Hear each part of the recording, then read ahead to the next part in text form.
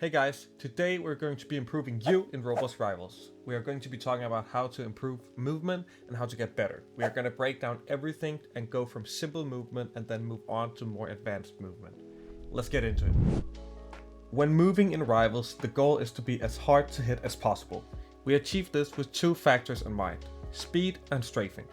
We are going to start off very simple. You want to always be running, never ever walk. This can be toggled on in the settings. Just turn on auto sprint and it will make you move faster by default. We can further increase our speed when moving by sliding. This is when you crouch while moving. When sliding, you get a slight speed boost in the beginning, which will quickly begin to fade. If you slide off of ledges, ramps, or generally just slide downhill, you will gain speed. This is good for retreating or catching up to enemies. If you're sliding, you have a lot of speed and you need to stop, you just jump. Let's learn slide cancelling. If we slide and then jump right after we initially started sliding, we will carry the momentum while in the air. This will make our constant movement faster. While it is harder for phone players to do, everyone should always be doing this. It makes you faster and harder to hit. To further improve on our slide cancelling skills, we can use slide cancelling to reach great heights when wanting to peek enemies or just get an overview of the map. When standing on a ramp, you slide uphill and jump then right after. A common mistake I see even high level players do is not utilizing their quick melee for the Scythe dash. You can find your keybind under settings and then keybind. It is the one named melee. Designate this keybind for whatever you want to use when using quick melee.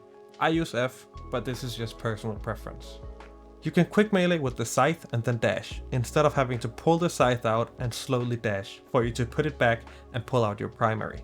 This is just much quicker.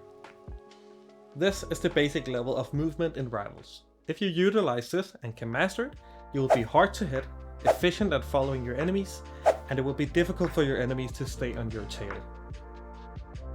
Now, we are going to dive into some more advanced movement techniques, so keep in mind that I can't teach all of them either because I don't know them or I just can't do them.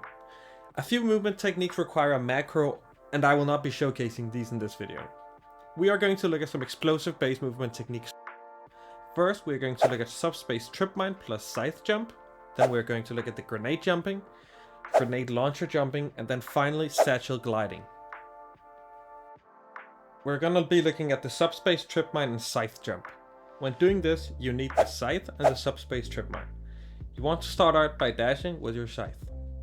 Then you want to dash and then slide. Then you're going to dash, slide and jump right after.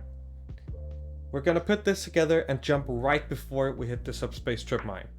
If done correctly, it should look like this. When you want to grenade jump, the most common mistake I see is people throwing it on the ground and waiting for it to blow up at their feet. This is an inconsistent method that forces you to stay stationary for a while, making you vulnerable.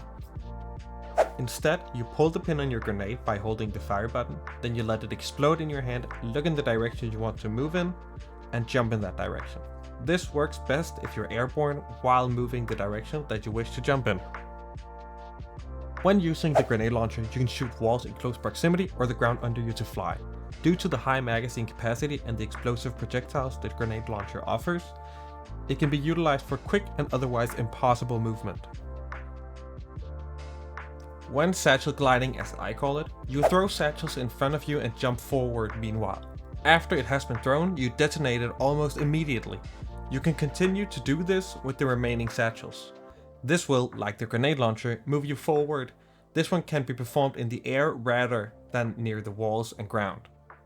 For this one and so many others of these explosive based movement techniques, you're just gonna have to try it out and get a feel for it. I really hope everyone has learned something or at least enjoyed your time here. This will be episode 1 in a small series, so stay tuned for future tricks and tips. I will see you guys in the next video.